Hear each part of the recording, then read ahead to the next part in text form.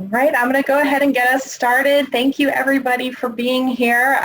The session today is an in-depth view of the library services. So during the regular new faculty orientation, the library has about 5 minutes to talk about what we do, and so this is an opportunity for us to talk for longer than 5 minutes and go in a little bit more in-depth.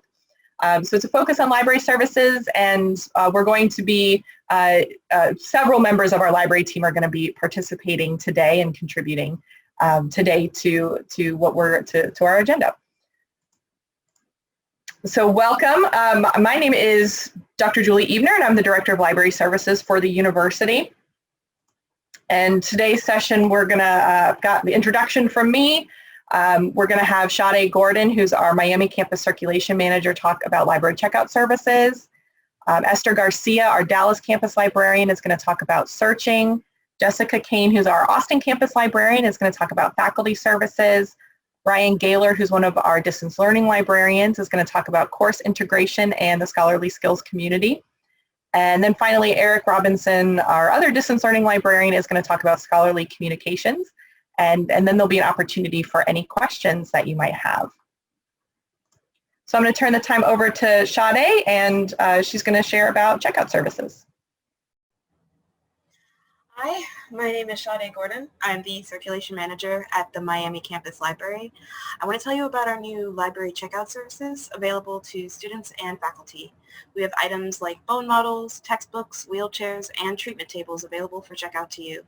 There's also a faculty collection specifically available for checkout for longer if needed. You can find all of the items available for you to borrow and take home in our library catalog located on the library.usa.edu website. We established the checkout services in response to the pandemic. Once the library is fully open, the easiest way to check out items is to drop by in person to pick up whatever you need. For now, though, the easiest way to check out items is to email your campus library staff for assistance or visit the library checkout station during the hours listed on the library website. Now, let's say you don't know what you're looking for yet. You can have a look through your campus's catalog easily on our website. Let me go ahead and share my screen.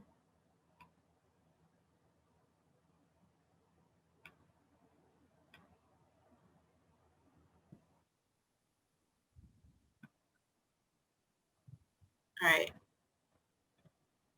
So after logging into the library website, you'll see your name on the top right corner of the screen. Okay, logged out.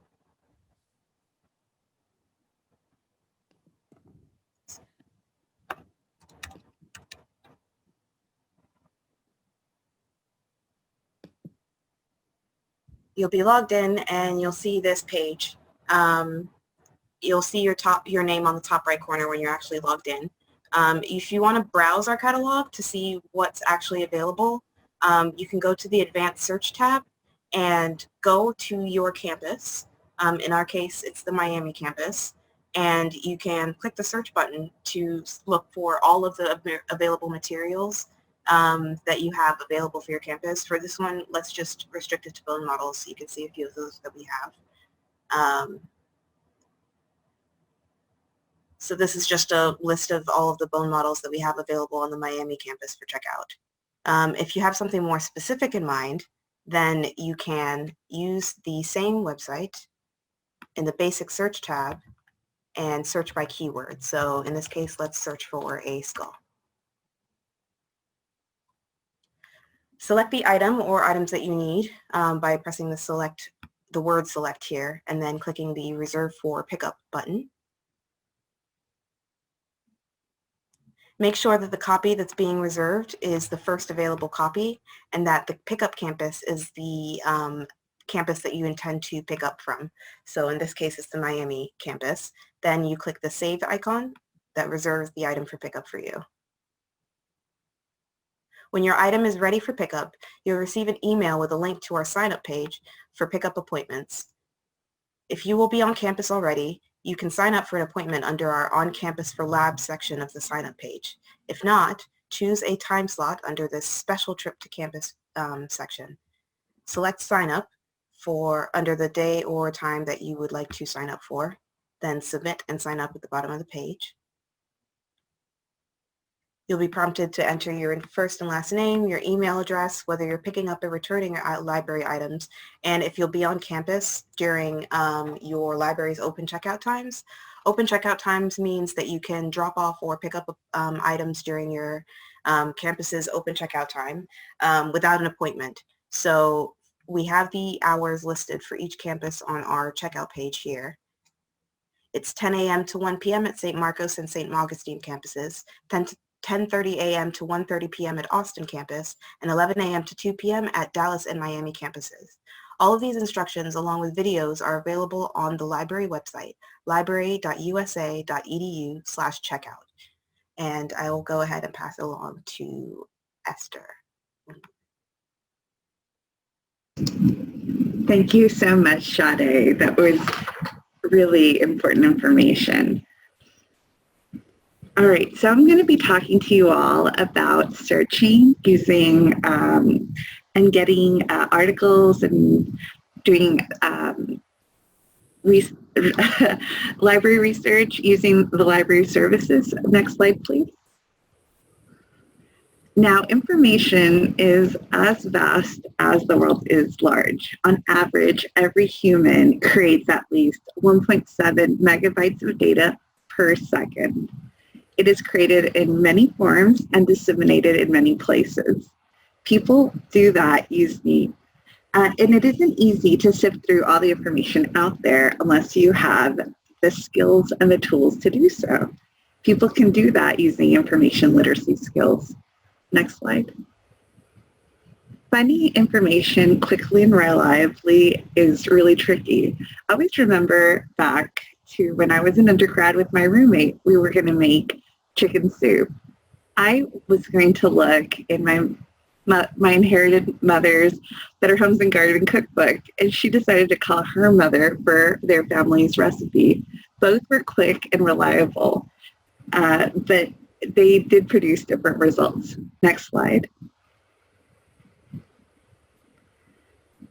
Now, when you are searching for information, you might encounter some issues like time, the amount of time you spend, the amount of energy, and articles that may not be pertinent. We call that noise.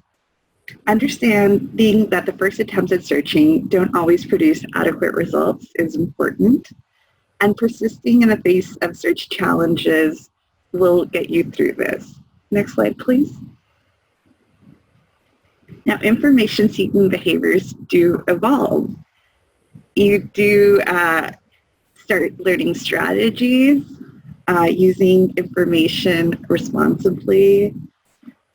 Using information literacy skills will make you less frustrated, less confused. You'll be able to see us here at the library as your partner when you're doing your searching, and learn the value of the skills, time, and the effort used to produce knowledge. Next slide, please. So what I'm going to do now is I'm going to go over to the library website that we spent a little bit of time with Sade, and I'm going to show you all a little bit about Search USA. Now, thumbs up or down? Do you see Search USA on the screen? Oh, fantastic. Thank you. All right. So one of the important things about doing search using the library's website is that the Search USA bar is very accessible. As a matter of fact, it's the top search bar. All you have to do is go to library.usa.edu, the library's website, and immediately you start searching by typing in your keywords. And I'm going to use back pain as my primary, just as a simple search. And I'm not going to change anything at all. Even though there is a drop-down menu, there's nothing to do here. Just type in your keyword and go ahead and do a search. Another important aspect about Search USA worth noting is the accessibility that EBSCO, the company that puts together Search USA, has for us by connecting seamlessly with Okta and they do have a mobile interface as well.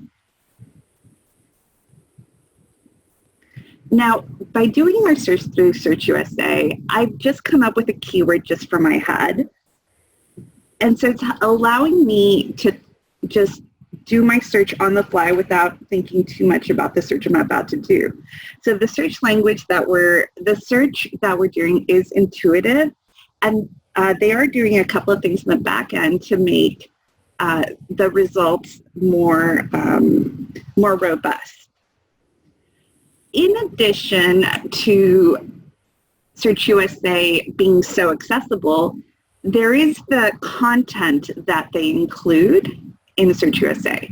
If we scroll down a little bit and we look at the left-hand side limiters, one of the important things I want to show you all, not something you have to really remember, but just for an example for you all today, is all the databases that Search USA is searching.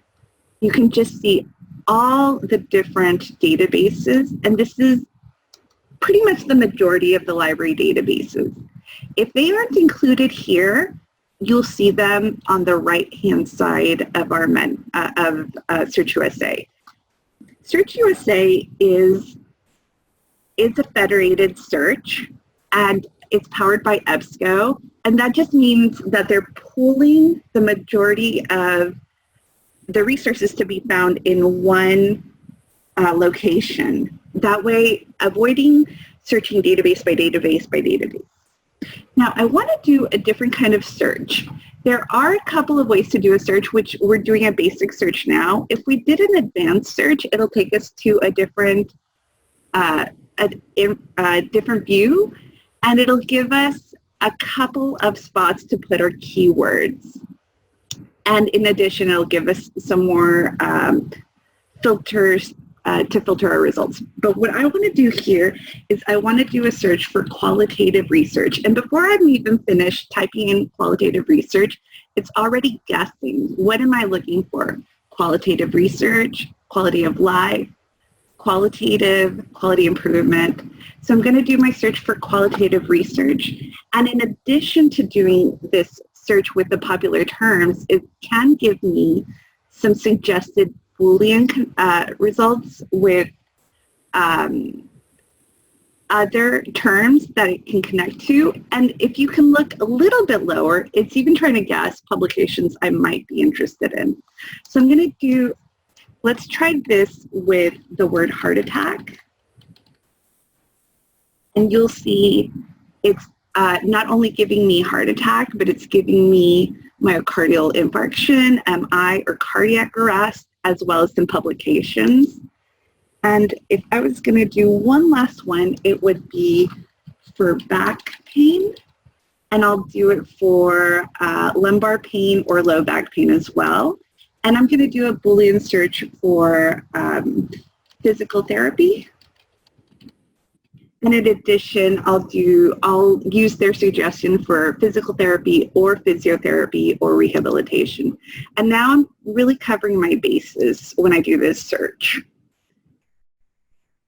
As you know, as we've all gotten used to, we have most of our limiters on the left-hand side, so we can limit by peer review or by date. I will suggest not to limit by full text. It's very important not to, because we have a very robust and very, very quick interlibrary loan service. And if we tap onto this first article, you will see that the PDF is available for it. So I can tap on PDF and it'll give me that file, the full text of that file.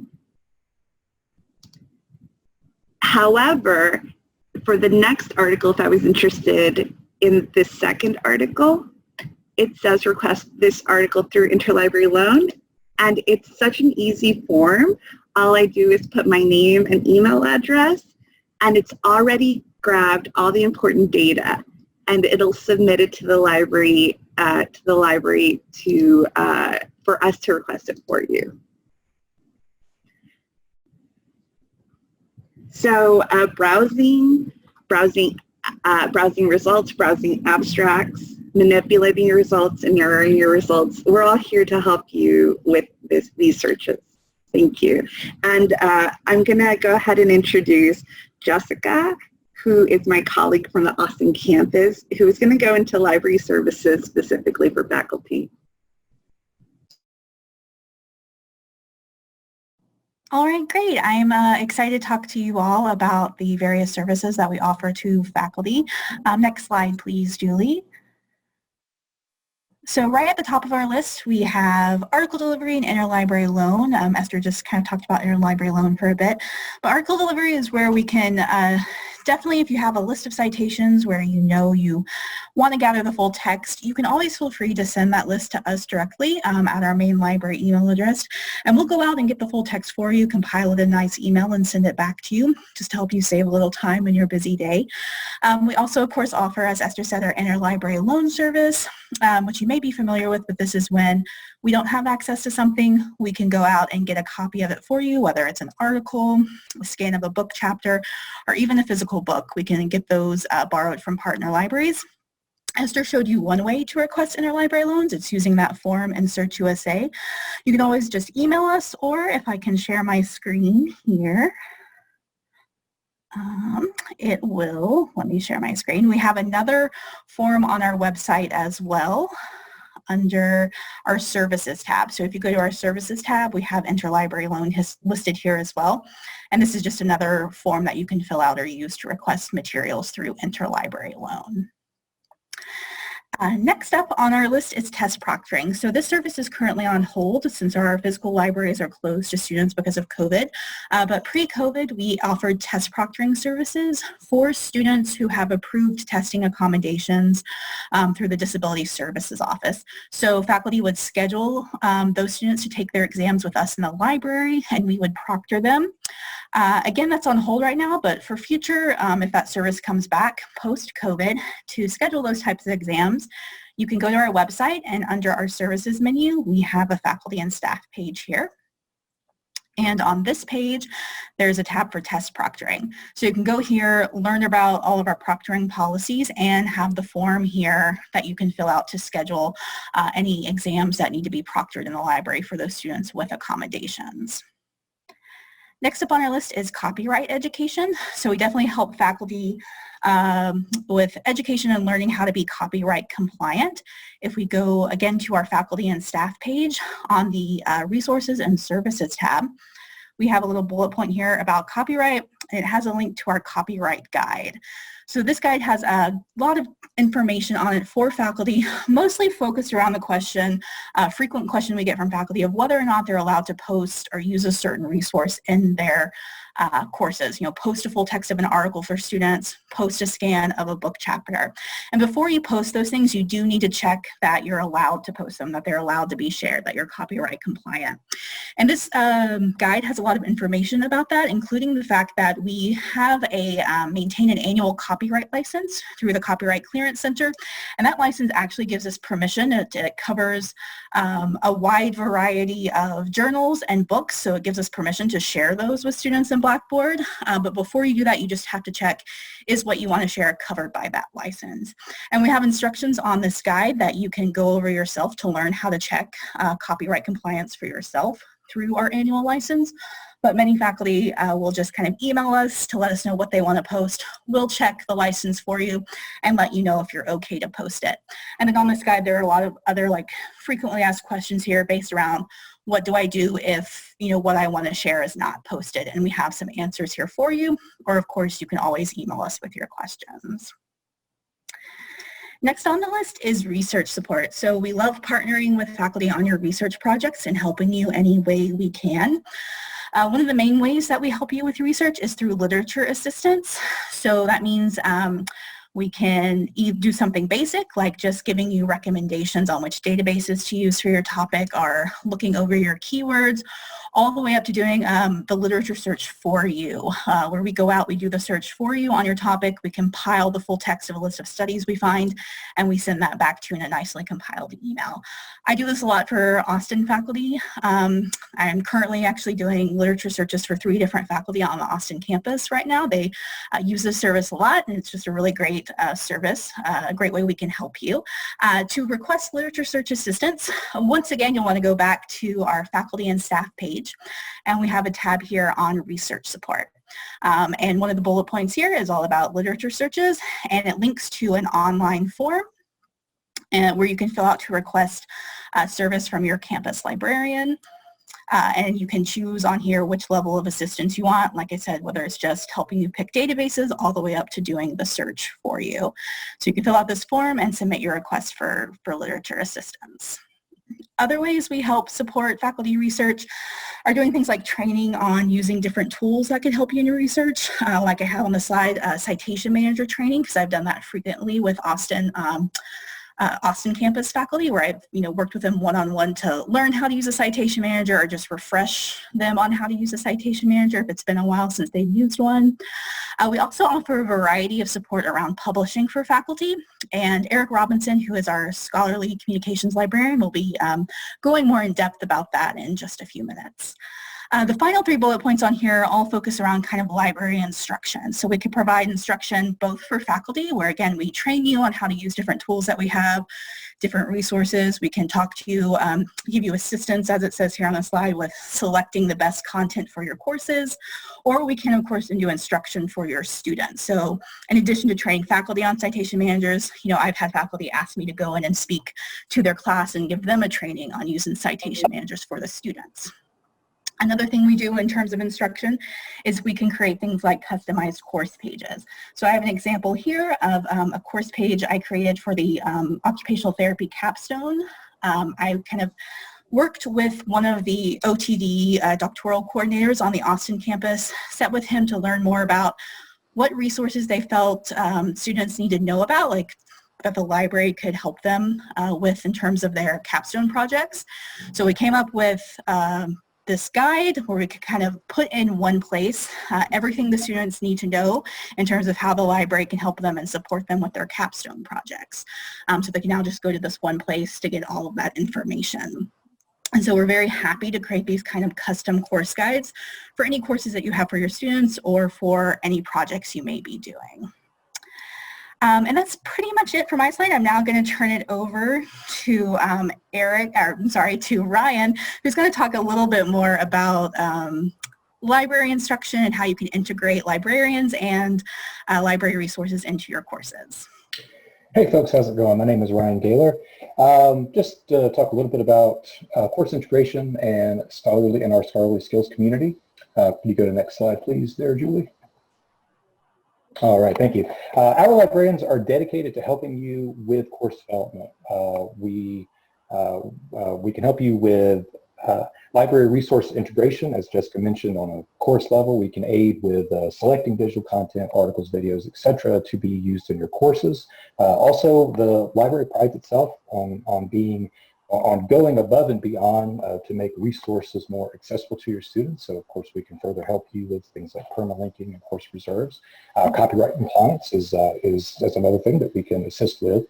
Embedding, a librarian can embed into your course. It's a great way to provide consistent assistance to your students. For example, I'm currently embedded in a few courses, most notably IPE 7001, 7050, and Nursing 7050, where I assist in many of the aforementioned tasks with the aim of serving the learning objectives of the course while providing personalized library support. On an instruction front, as Jessica also mentioned, we offer general and subject-specific instruction, synchronously and asynchronously to supplement learning. For example, in my role in distance education, I frequently host webinar sessions on several topics relating to what students are working on at the time and how the library can assist them. These range from for citation workshops or citation manager workshops, course-based library orientations, literature searching if you're in a particular academic study, or just general demonstrations of selected library resources. We also provide, we also offer and provide numerous webinars for our entire academic community. Each of these programs can be found under the library's upcoming events page. I'm going to share my screen really quick just to make sure you know where that's at. Can everybody see my screen? Thumbs up. All right, cool. So those events, they're going to be posted right here under upcoming events. We also have a link to it up here at the top for upcoming events and some of our archived events. Like I said, we do a wide range of webinars from there, such as we do ones for faculty using visible body. There's actually one today. It's called the Mindful Professor, the mindfulness in the classroom, which I think was presented or will be presented by Matthew Chase. Others include that are coming up soon, retaining author rights, and so much more. We also offer virtual office hours for one-on-one assistance, and this, of course, is open to everyone. Back to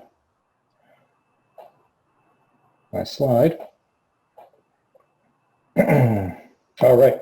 So as Jessica also mentioned, we can also do library guides for your course. We offer course or subject-specific library guides. Library guides are essentially curated by a librarian, and information hubs, maybe a better way to say it, on a specific topic, subject, concept, practice.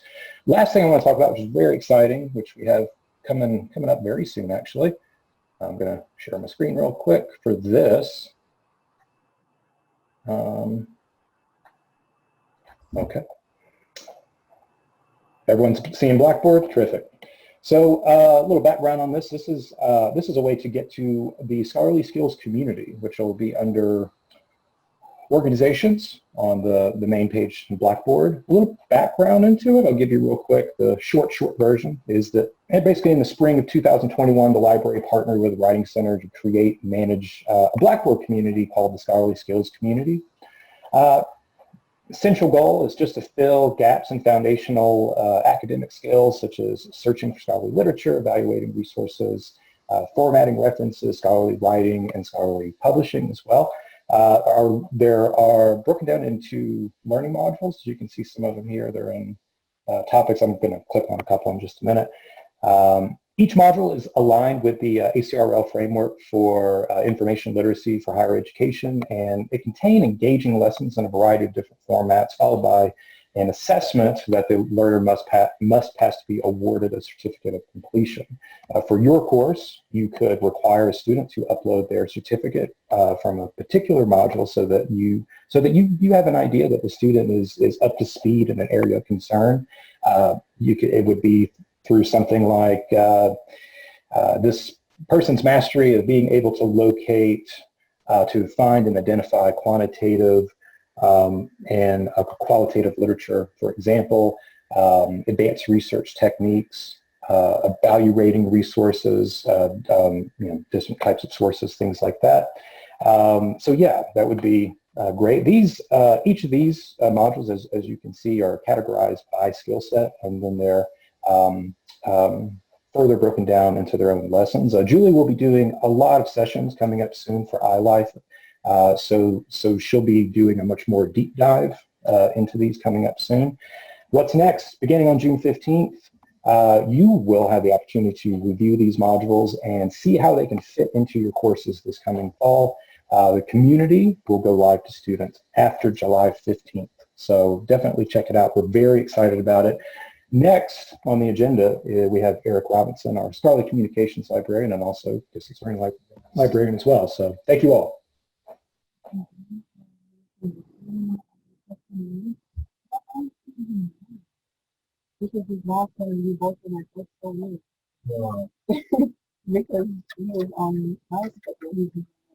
So my name is Eric Robinson. I'm one of the distance learning librarians. I also have a focus on scholarly communication education. So I work with both students and faculty on issues of copyright, scholarly publication, etc. Jessica did talk earlier about librarian assistance for copyright compliance in your courses and things like that. I'm happy to help with issues more directly towards directed towards scholarly publication. 1 second, I'm going to go ahead and share my screen.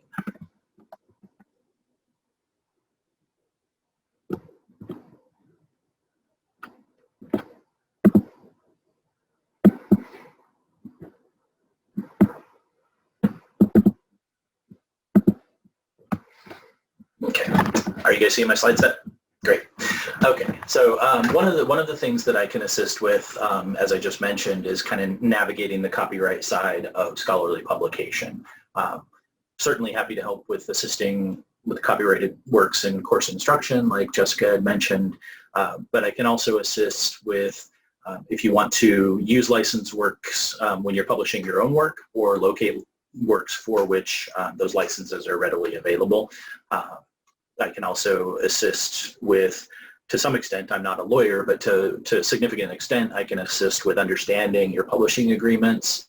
And if you want to work to retain certain rights as an author, we can work to amend those publishing agreements so that you can, say, for example, post in an open access repository, which I'll be talking about in just a minute, or retain the right to reuse your work in course instruction and things like that.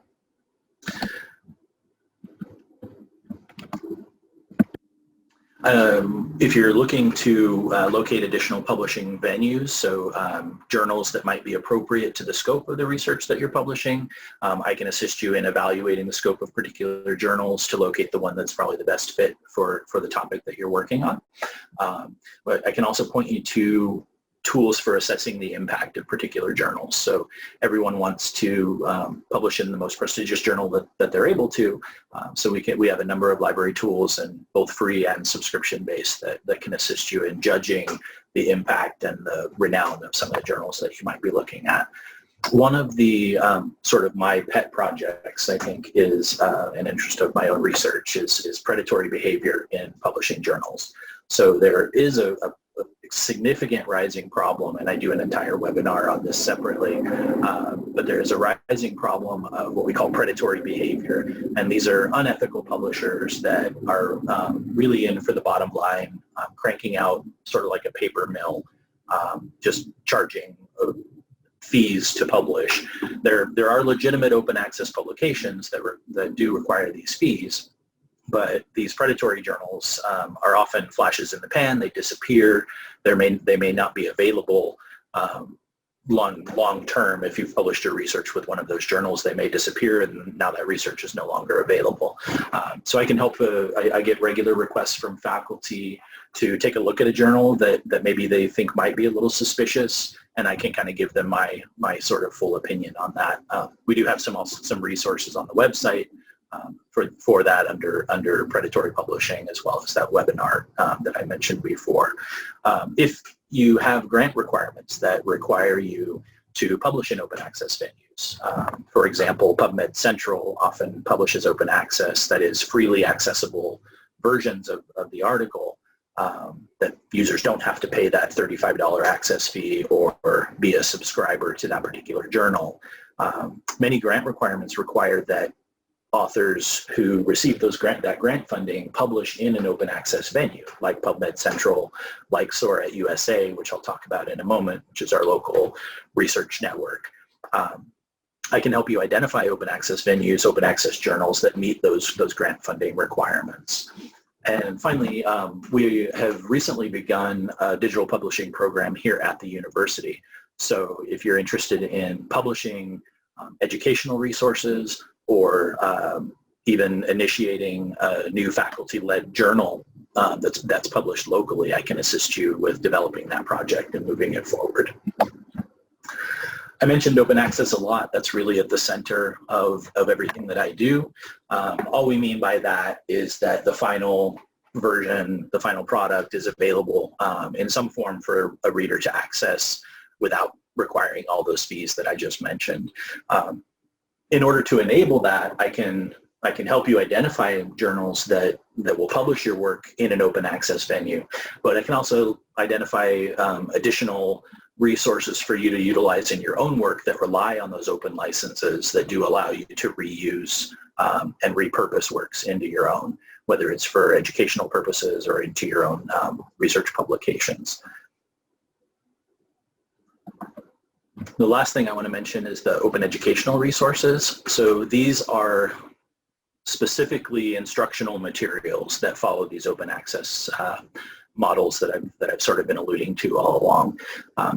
One of my goals this year is to start to build up an open educational program here at the university where we are publishing more cost-sustainable educational materials, instructional materials, whether those are in the form of what so-called open textbooks or video tutorials and instructional modules that are freely available for other instructors, even at other institutions, to utilize in their own instruction.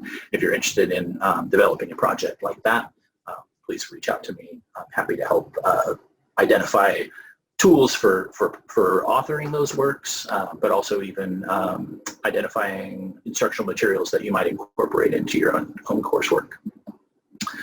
Now I just want to give you a quick brief tour of SOAR USA, which is the university's sort of research sharing network, sometimes called an institutional repository. What SOAR USA does is gather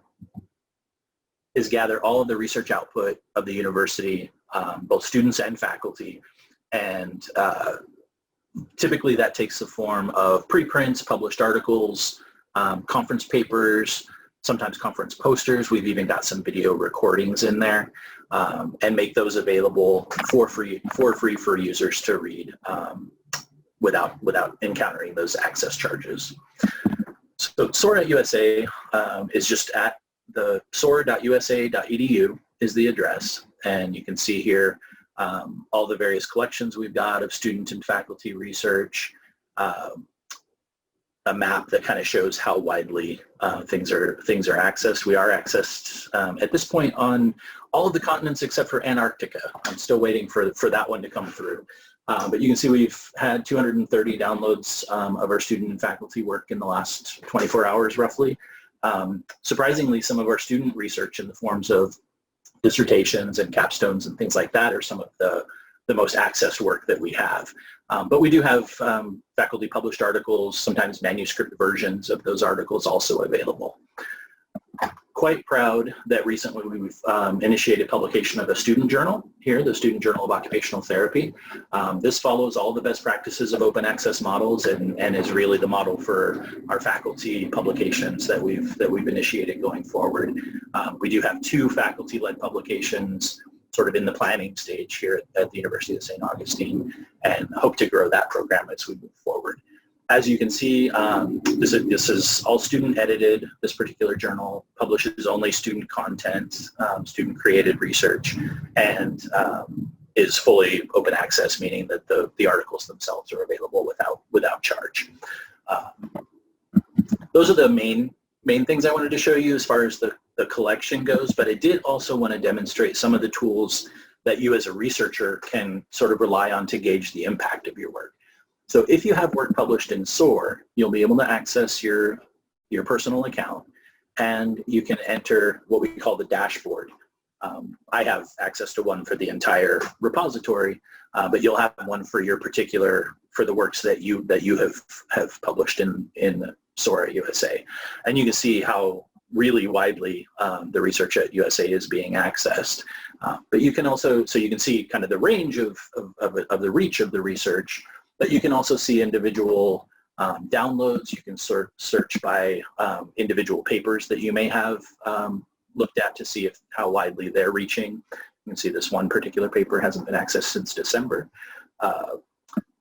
So there's these statistics I think are very useful when you are creating maybe a promotional packet, sort of promoting your own research and the impact of that research.